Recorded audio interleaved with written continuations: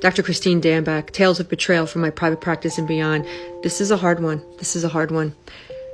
Husband and wife in their late 30s are sleeping. Wife wakes up husband and says, I'm in pain. I need to go to the ER. She had to go to the ER multiple times over a few years because of pain that she was experiencing. And husband always took her. This particular evening, husband was cranky and husband didn't want to take her. So she had to beg her husband, and the way she convinced him was to say, hey, listen, if you take me tonight, I promise, next time I'll get my mother to take me. I don't think a wife should ever have to say those words to her husband because this man was healthy and capable of driving her to the ER. Wouldn't you know that that's the evening, now they're in their late 30s, that's the evening that this wife dies. And these are the words that he last remembers hearing from her. Next time I'll get my mother to take me. So obviously he feels a lot of shame about that. Now, why do we know this? Well, he sent this in text message to my patient who was betrayed by him over and over again.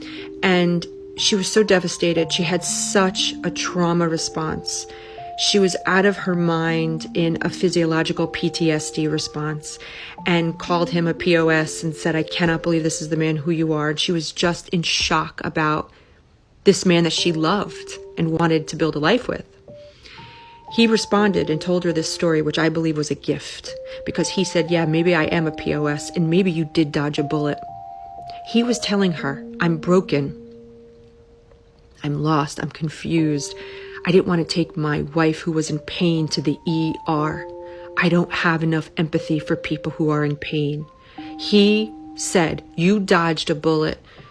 He was admitting to my patient that she was right and she figured him out. And he was able to fool her for as long as he was able to fool her. It's a hard story to hear.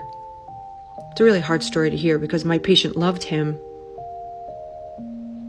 And when you realize who you're sleeping next to, or who you want to have children with, or who you want to marry, or who you want to vacation with, or who you want to grow old with, and then you discover this side of him or her,